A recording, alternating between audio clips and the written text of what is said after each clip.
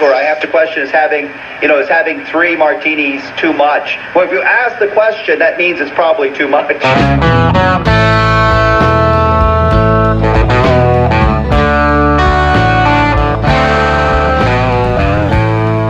Hey everybody, welcome to Yes, I'm Still Sober with John Rabin. It's episode 7. Episode 7. All right. Thanks for joining me. I hope you're doing all right. Fine. I hope you're doing fine-ish, at least. Status quo. It's 98 degrees outside, which after a month of 100 degree plus temperatures, like 98, it's like, it's not bad. It's nice. It's all in perspective, I guess.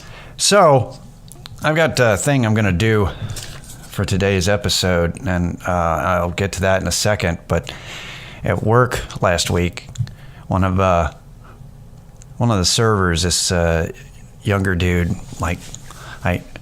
he took like the head cook for the shift aside and was like, I don't know what to do. I think I got the check back to the customer a little late, and they were upset about it. I think we're gonna get a bad Yelp review. And the cook goes, all right, thanks. The fuck? And it was adorable. Man, can you imagine being in a spot in your life where a bad Yelp review is concerning? That must be nice. Must be really, really nice. Or not to think that there's that's even a thing anymore. If you want to make the world a better place and you don't want to do a lot of anything, if you want to lazily make the world a better place, stop posting on Yelp. Yeah, stop using it altogether. Close your accounts if they even let you.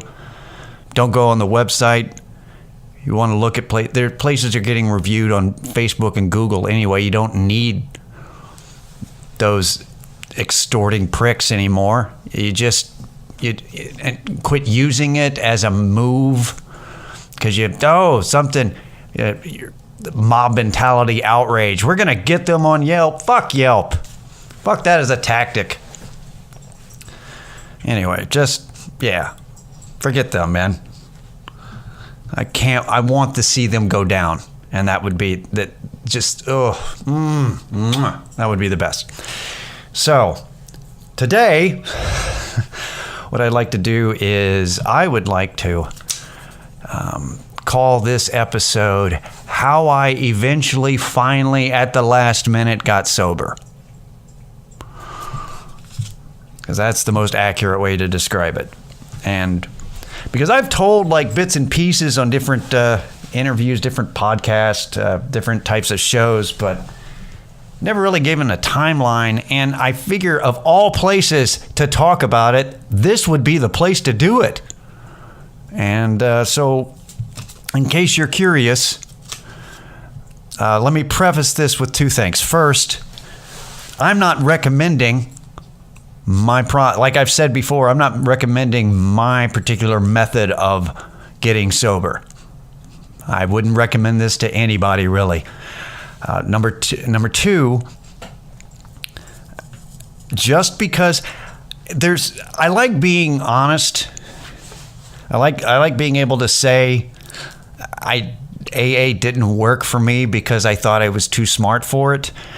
But I don't like the idea of putting something in somebody's head that like, yeah, maybe I'm too smart for it too. No, you should probably really do it. That's the easiest way to go, is to go through AA. Because it's established, there's lots of yahoos already there, so you have a support system even, regardless. Just remember that just because somebody is sober doesn't make them a good person. They might be a shitty person, only now they're sober, so they're just kind of less shitty. Like controlled shittiness versus just out of control shitty. So keep that in mind. Don't date anybody in AA. Don't, predators, don't do it. But just keep in mind that's, don't, the higher power thing, don't let it bug you. In fact, there are people in the program that They're like, all right, they're like, no, just ignore it and just go through the thing, because they haven't updated all the shit yet. It's 90 years old, this program, without any update in language or concepts. Because they're like, oh, if it ain't broke, don't fix it. Well, it is it's not broken, but it's not a smoothly oiled machine. But no, so just realize that the whole idea of a higher power is something bigger than yourself, because yourself alone can't sober up, because if you're at that point, hasn't been working. So the idea is to get out of the fact that you can't do this alone, even though you can, but it's all in your brain. So you have to fix that. You need help in order to get to a spot where you actually can do it, because it is you. I don't think that helped. That's fine. But that's just keep that in mind. Don't immediately dismiss AA unless it just doesn't work for you, or unless you're stubborn and you think you're too smart for everything. And now, if you're that way, if you're like me, then yeah, you've got to figure out another way to go, or find a 12-step program that's run by atheists. There are some out there, unless you're like in the Midwest or some place that's, if you're in Oklahoma, good luck finding an atheist group. But so this is what happened for me. So we'll start, I guess. All right. So timeline. So I was a nice professional drunk for many years. Arrested a total of 8 times. That's 3 DWIs, 4 public intoxication arrests, and then the 8th arrest was basically revoking my probation, where I had to turn myself back in, and we'll get to that in a second. So I was doing that, and then I started doing. I started kind of experimenting with different opiates, different pills, and then moved into heroin. Me and my girlfriend at the time, and that was in 2008 is when I started doing that. And I was doing both. I was going out and drinking and also doing heroin, kind of alternate, because I wasn't doing heroin all the time, but I was, just playing around with it. And then I was doing both. And like I've said before, you can't drink and do heroin because you tend to die a lot. So I had to pick one. So that was the first time I quit drinking, was so I could just do heroin. So that was in 2008. Now, finally, now we're going to skip ahead to 2010, which is I finally had to. I did this outpatient program in 2010, and because I had like too many breathalyzer violations on my car, so I did an outpatient program about it for probation. Made me do that, and at that point, I actually tried to do. Now I'd been going to AA meetings all this time, on and off, because they required me with probation, you're supposed to sign a card. Of course, then I figured out that I didn't have to just go to those meetings. I could just I started taking my AA card to open mics and having comedians sign my card, because it's anonymous. They can't fucking check that shit. So I started doing that for a little bit. But in 2010, I actually tried to work the steps for a bit, and I tried sobriety, and I made it just under 30 days at that point. And then another time I tried it, and I made it on and off a week to 2 weeks to whatever. And I got so used to, by the way, I got so used to quitting because here's the craziest part. The 3 years that I did heroin, I was on felony DWI probation. I was a junkie while being on probation for alcohol. You know how fucking insane that is? And yet that's what I was doing. So I got to this point where I would quit 3 days before I'd go into my meeting, because it gets out of your system and within 72 hours. for the most part. And of course, I don't know if you've seen me, but I'm not a big person. So like, yeah, so my metabolism, 3 days, that was it. It would totally get out of my system. So I got so used to withdrawals, withdrawals can on some drugs can kill you. For heroin, withdrawals are fucking terrible. They're just, it's insane. If you've ever seen Trainspotting, it's crazy. But but I got so used to it. It was just like I think, well, I'm just going to be sick and gross and just going to do this. And it was just, it's just fucking terrible. So I would do that, and I got so used to doing that. So then I finally, in 2011, was it? Oh, 2010. So incidentally, if you go to YouTube, I don't know if they're still on there because they're not my videos. They're like other people have taken videos of me. So you can actually find videos of me on YouTube, and there's like 2 different shows you can find, and they're in the same year, and it's fucking crazy to look at because one video was during the month that I wasn't doing drugs, and as a goof, I'm wearing khakis and like a button-up shirt. I'm and my glasses, and I'm all clean shaven because I thought it would be crazy to do a contrast for what I'm looking like. So I think that's still out there. I don't know if that's still up. And then just a few months later, then they're doing a benefit show for me because I had gotten an infection, cellulitis in my hand or in my arm for reusing my same needles all the time. That ended me up in the hospital for 2 weeks. Big infection.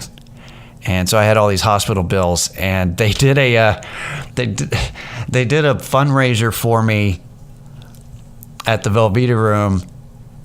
And so there's video of me performing at that show, and I look like fucking Lane Staley. I don't look good at all. Holy shit. Like it was in November, but so it's cold, but still I'm all bundled up, and I've got, I'm unshaven. It's the worst I've looked, I can tell you that much. So that's on there as well. It's very strange. That benefit show was the way that I justified it. The money for the benefit show helped me pay rent. Like I didn't use any of it for drugs because I could barely scrape by. So and like that in my head was the good thing. The right thing to do was to not use that money because I didn't have a job. So I was unemployed, and the funny part about the benefit was it was supposed to help with medical bills and other bills, which I used it for other bills because the medical bills for 2 weeks in the hospital was $200,000. That's nuts. I didn't pay a single dime of that $200,000. I'm just sorry, didn't do it. Also, side note, that reminds me, I got my bill from Seton from the cutting the tip of my finger off. It's $2,000. They didn't even give me any drugs. They gave me a tetanus shot, but it's $2,000. It was there less than an hour. I mean, they helped me out and cut it down to $1,000. I owe them $1,000, and I'm going to send them probably $10 a month. That's what I'm going to do. That's my healthcare plan. Is I'm going to send you $10 a month so that you don't send me to collections, and then I'll just go. Who's your primary care physician? Whoever's working the ER that night. So anyway, but I am sending the money. So yeah, so that was the thing is they did a benefit show, and it was for a few $100s. I got a few $100s.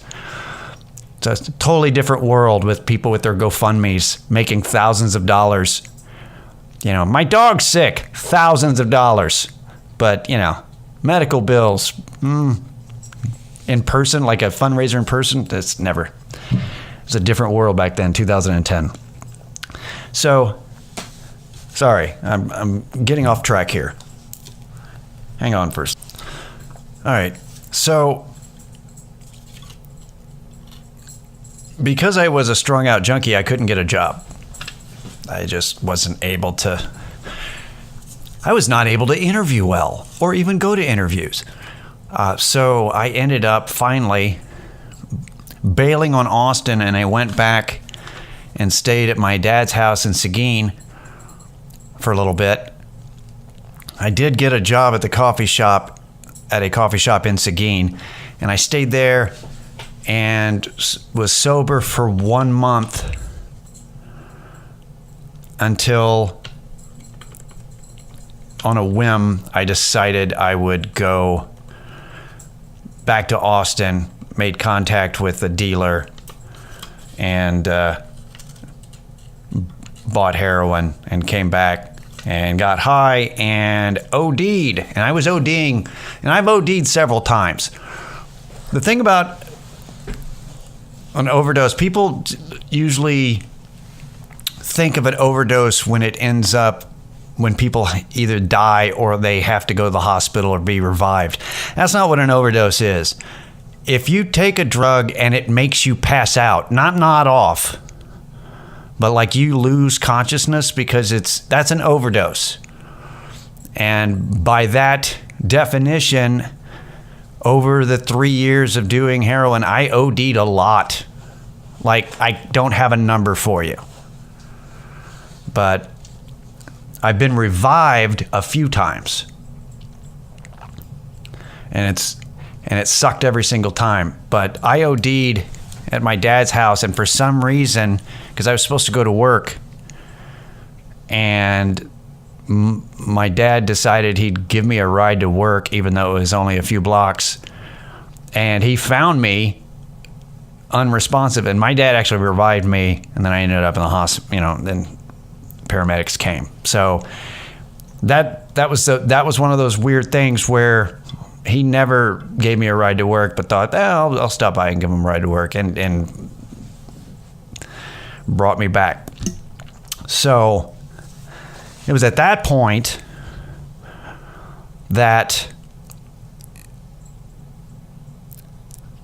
they confronted me in the hospital. My parents were divorced, but I came to, and both my mom and my dad were in the same room together and looking at me, and sat me down. I was already in the bed, in a hospital bed, but and they just, and the thing was is that I couldn't, so I couldn't stay there anymore. What I had to do is I had to get help. And at the time, and I don't think this program even still exists, but there was a program in Texas that funded rehabs for pregnant women who were addicts and needle users. And I was one of those two things. So I actually qualified for the grants that they were giving, and was able to get into a rehab facility in San Antonio that would normally have been way too expensive. It's like thousands and thousands of dollars, but they was able to pay for me. And so that's what I did. So in February of 2011, I went to a 90-day rehab program. And I wanted to just stop for a second because a friend of mine who listens to the podcast had commented on my Facebook and had a question, had some questions, and let's see, she says, I've heard you talk about your parents many times and how well you were raised. I'm curious to know when they first learned about your addictions and ways they helped that were useful. And then later is like, so what are things that people did that were helpful to you? How can people who love an addict help them? Is tough love really the only answer? And of course, I can only speak for myself, but I can tell you that money, don't give the money. That you probably already know that, but I always played down for my parents. They didn't, because I wasn't around them, so I always played down what exactly was going on with me. Like, they knew that there were some things up, but they didn't know anything about, until that overdose. They didn't know I was a heroin addict. And they really didn't know the extent, but I wouldn't have gone to rehab had it they not given me the ultimatum that it was either this out on the street or go to rehab. That was getting put in a position of where it was this or that was finally what did it. That's what got me there. That and the funding, obviously, which I'm going to, for next week, I think, or in the next couple of weeks, whenever I find out the information, I'm going to let you know about any kind of, see if there are still programs that help pay for rehab out there for people, because I haven't looked. That'd be interesting to know, considering the opioid crisis is even worse than it was in 2010. But I think that, I don't know, that for me was getting put, I had to get put in a corner where I didn't have any other options to, I'll be fine. Like, just keep going. I think that and you'll find out later, that came up again, that, well, it's either that, I've got no other choice. And that's basically what it took for me. Is it took, I don't know if it was like an ego thing where it's like, look, I've never been, I'm a junkie, but I've been on probation the whole time. Look how clever I am. I'm making it. I can still, I know this sucks, but I don't want to sober up because this is how I don't know what was going on. I really don't. It was foggy in my head. I just a completely different person. Just felt dead on the inside. So I went to rehab for 90 days, February, and I stayed in San Antonio. So I stayed in San Antonio for a couple of years. And when I got out of rehab, during rehab, we did the steps, and the steps went all the way. And every time I've done this, and I did it twice. 2 times I seriously did the steps, and both times I got to the to the make amends step. And I hate that step, because making amends should be something that you want to do out of guilt when you realize what you've done, and then you go, look, I got to make it up to this person. But if there's something really disingenuous about doing this, like, hey, I just wanted to say I'm sorry because I'm making amends, and I don't know, it's on the step. The steps say I have to say I'm sorry, so anyway, I wanted to say I'm sorry.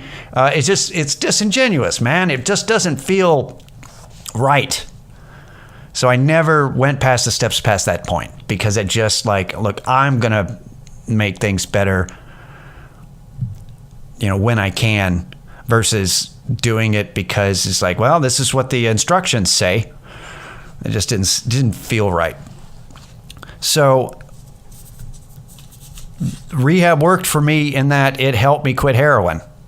However, I was in San Antonio and I didn't have anything to do, I felt.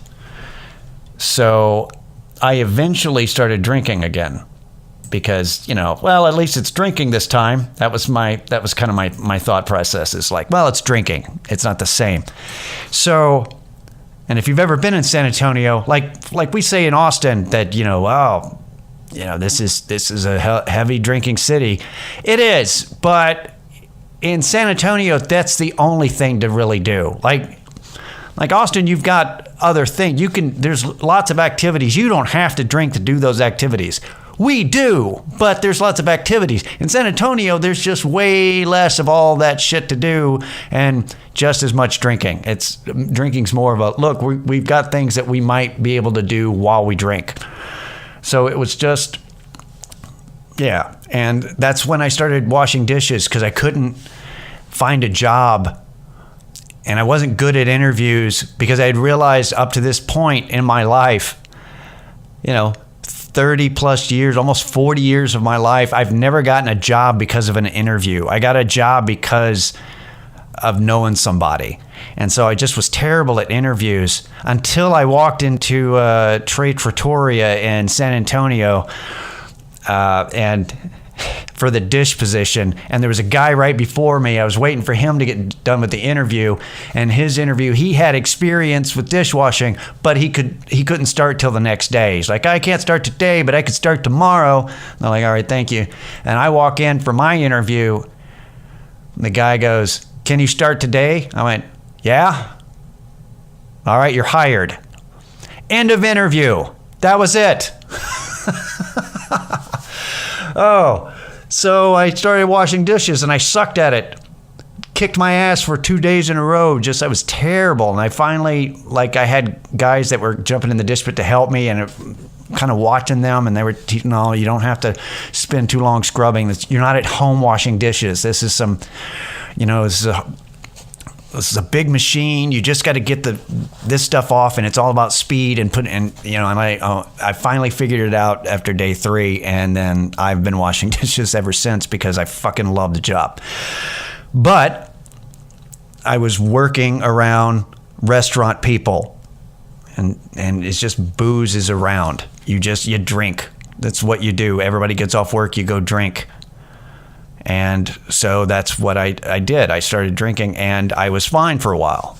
But because I was a major alcoholic, it doesn't take long. You're right back into blacking out and doing crazy shit again. So I was not doing very well. But I was better because but it felt like I was okay because I wasn't doing heroin, right? So I'm like, no, it's okay. Everybody else is drunk around me too. And, this is just crazy shit happens. This is what we do. And so then I got arrested for public intoxication at my 20-year high school reunion, which is hard to do because it's a town of 5,000 people. And yet I pulled it off. So because of that, I was on felony probation. And when you get arrested while you're on felony probation, you're going to get your probation revoked. And that's when... And I was lucky because I had this bike riding Buddhist probation officer, real Zen woman who wasn't really supposed to do this, but she did. She called me, when I was talking to her, she goes, and she said, look, they put out a warrant for your arrest. So you should go turn yourself in. But before you do that, you should probably make plans because they're not going to tell you they're going to arrest you. They're going to make an appointment for you at your probation office and say, we're going to talk through and, work out and see what you can do. At that meeting, you will be arrested and taken to jail. And then they'll eventually figure out what you're going to do in jail. And I guess they do that because they don't want people to run away or not show up. But it's also kind of bullshit that they won't tell you so that you can't get things taken care of. But luckily this woman helped me out. So she's awesome. So it was like I was planning to go away for a while. I took care of I wrote a rent check to my roommate way in advance, for the next month, because I thought that I might be in jail for a month. I didn't know how long I was going to be. But just in case, I had my stuff ready. So if my dad had to come grab all my stuff, it'd be easy to do. I kept everybody. I told my job that, I was going to be gone for a bit. And I didn't know what was going to happen. I made sure everything was fine. And then I went to, then my mom drove me on her birthday. I had to turn myself in on her birthday. So I made my sobriety date on her birthday, which is September 12th. And I actually had quit drinking before that. I finally quit drinking. It was just the last straw kind of thing. And then I found out I had to turn myself in after I'd been sober for a couple of weeks. And I was like, oh, but I'm not drinking now. That's going to be enough. Travis County's going to go, oh, really? Well, never mind then. You're cool. So no. So here's the reason I quit. Because I finally drank myself out. It took a 1-2 punch. I had one night where I just drunk dialed people, because that's what you did.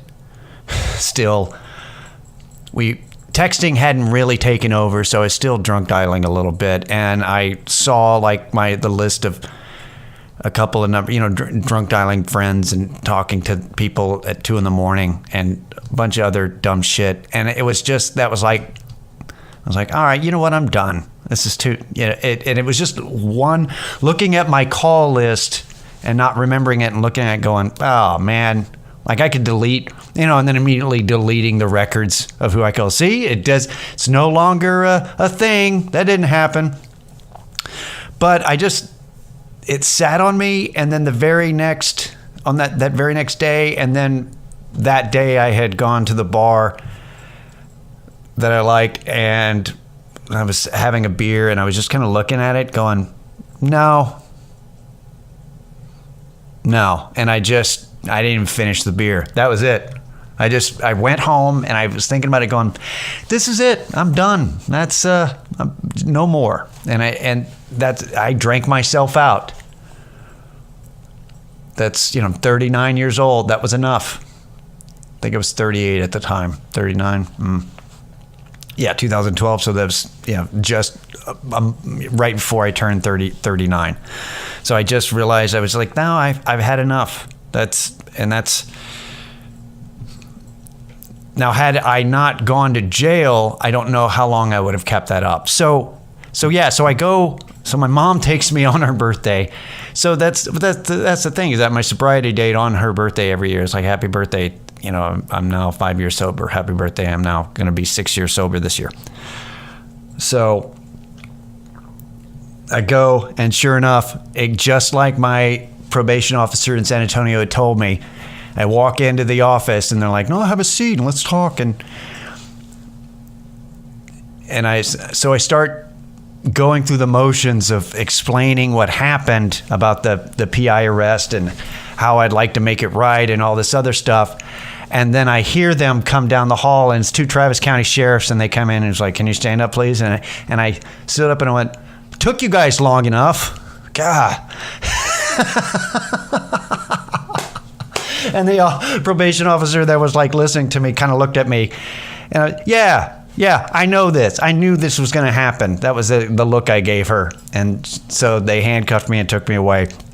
And I went to jail, where I stayed for a month until I found out that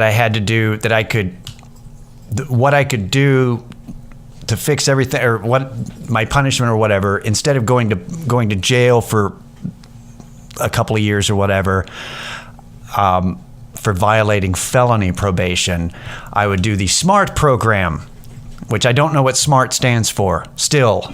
Like the whole time I was in there, they didn't know. No, it's just, they just call it the SMART program, which is ridiculous, but which is a 5-month drug treatment program in Travis County.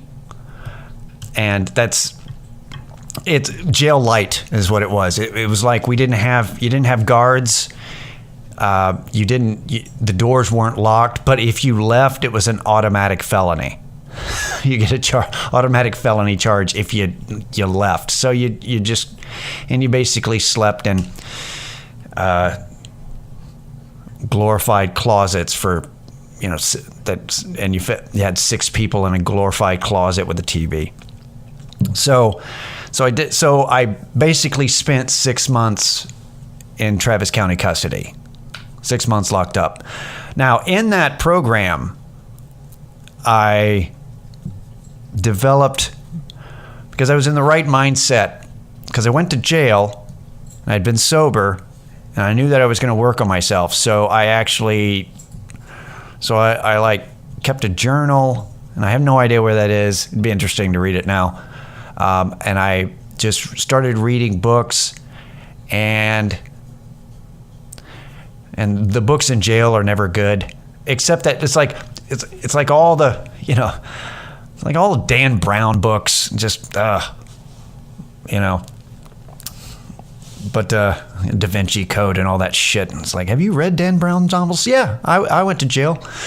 But they also had like Shakespeare plays and stuff. So there were some things that I could read that was pretty good. So I basically just dove into reading and I avoided TV. I just didn't want to. I was thinking in terms of like self-improvement, and I had gotten into Buddhism when I was in rehab the first time in 2011. So I was basically going by memory of the things that I had read about Buddhism that time.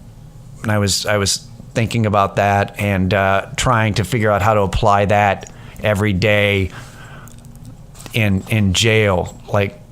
So I was kind of working on myself through Buddhism in jail, more out of boredom than anything else. So I was like working out and doing push-ups and shit because that's all you've got. That's really all you have. Just basically working out and doing what little Buddhism study I could.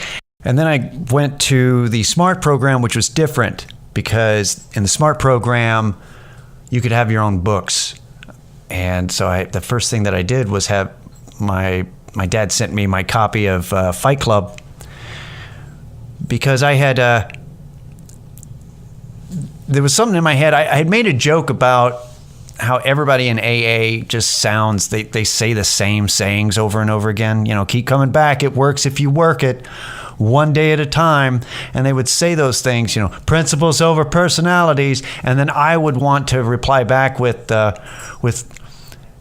rehashing shit from Fight Club just to, give them a saying right back. Well, it's only after we've lost everything that we're free to do anything. That was just funny to me. But the things in Fight Club actually, it felt pertinent to me because it is only after we lost everything that you're free to do anything. And I had lost everything for the second time. I was sitting in jail. I had no job. I had no residence. All my stuff, which was minimal stuff. It's like a laptop and some clothes. It's about all, and a skateboard. That's all I had. My dad had it at his house, just kind of storing it for me. But I really didn't need anything. And I was starting over. And the thing is that when you don't have anything anymore, you can do anything that you can go anywhere from there. There's nothing holding you down. It's just, all right, we can go. What do we want to do? What can we do? So it was, and I just thought it would be cool, and that's really what it comes down to. I thought it would be cool to use the different aspects in Fight Club, before Tyler Durden starts Project Mayhem and goes crazy about blowing up things.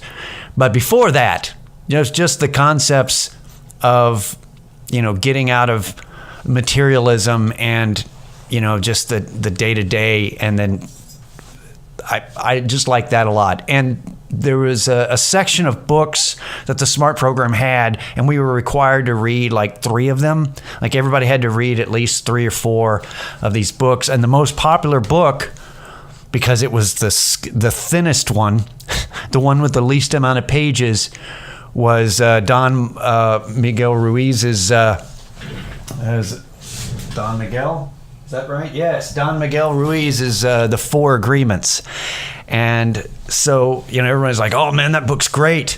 Not just because it's thin, but also because it's good. So like I got that, and that was exactly what I needed, because the 4 agreements, an agreement basically is everything that you think, that you agree that is true because it was taught to you as a kid growing up. Like language, for example, every word in English is an agreement. Like you agree that that's what that word means. And so these agreements are things that you can learn that you're going to agree to do, I guess. And so the 4 agreements are: be impeccable with your word. Don't take anything personally. Don't make assumptions. Always do your best. And those are easy to remember. It's just 4 things, and it's easy to remember. Really hard to do, but easy to remember. And also I like them because they don't force morality on you. Like you use your own moral base and your own belief system. This is just making you the best you.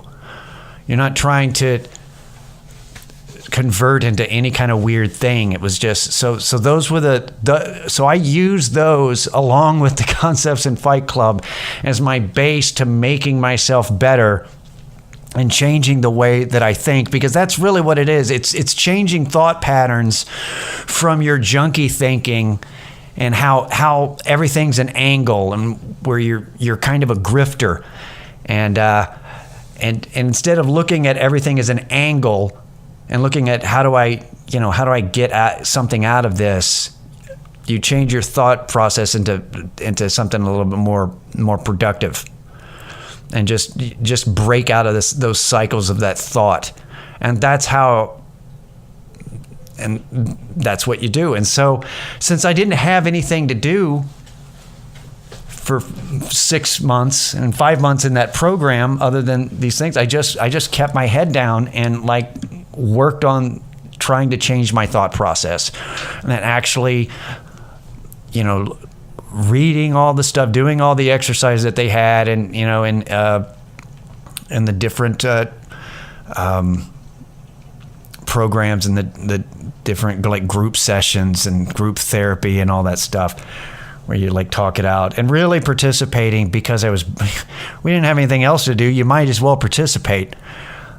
So in that program, which was really just full of people trying to get out of jail, we had a lot of drug dealers who were like, "Oh yeah, I've got a weed problem," so they were in there for weed, and other people who were like, "Well, no, this is a good 5-month break from that drug I really love, and then I can go back to doing that drug." So there were a few of us who were actually like, "No, I'm going to take advantage of this and really actually do something." So that was basically it. Then I got out, and because they wouldn't let me go back to San Antonio. Like, I had to finish my probation. I had just under a year when I got out. But they wouldn't let me go back to San Antonio to do it. And I was scared of being in Austin, because that was, all the triggers, I thought, all the places, I didn't want to come. I was scared because, I had so much self-destruction around here. But it turns out it's gone long enough that the dealers were all gone. I didn't know anybody, so I didn't have any connections. And I didn't have to worry about drinking, because I really drank myself out. Like, I didn't care.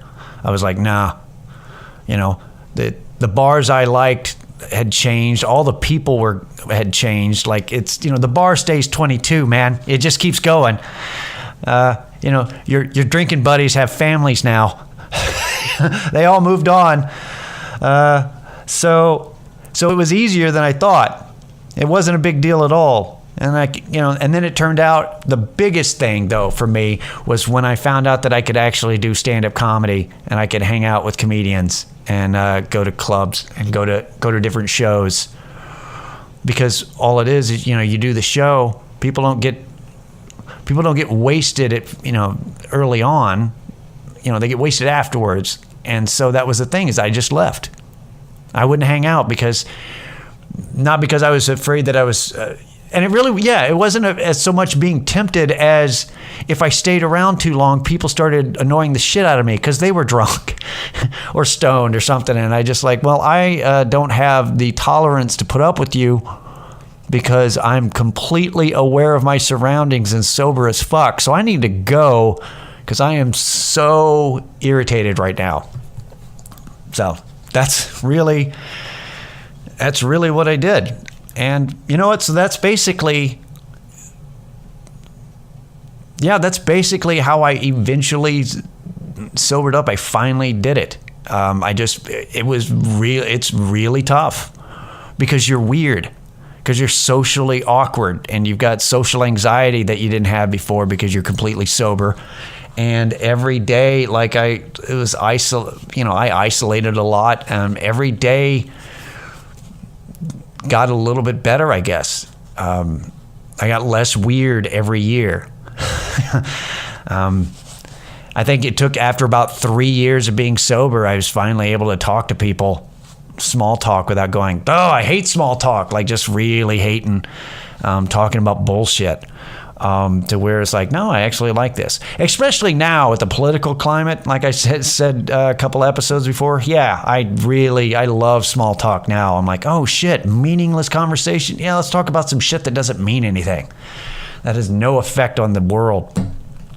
So it just gets better. It just takes a while. That one day at a time. That's the thing about those sayings. The AAP, the annoying bullshit that they keep saying is all true. So that's the most irritating part of it, is that they were right. So yeah, this went a little longer than I wanted, but I knew that it would. I knew that it would. Just I didn't even get into some of the more detailed shit like what I actually did at rehab, and that's fine. But that's basically what I did, and things are good right now, and I think that they will still be as I move forward.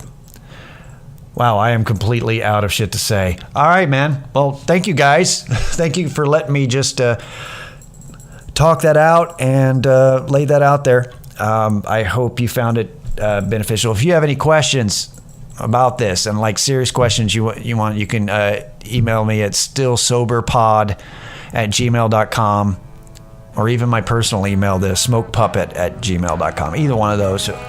Or if you're a friend of mine on Facebook, you can message me. You don't have to comment on a status, but you can message me directly if you really had something.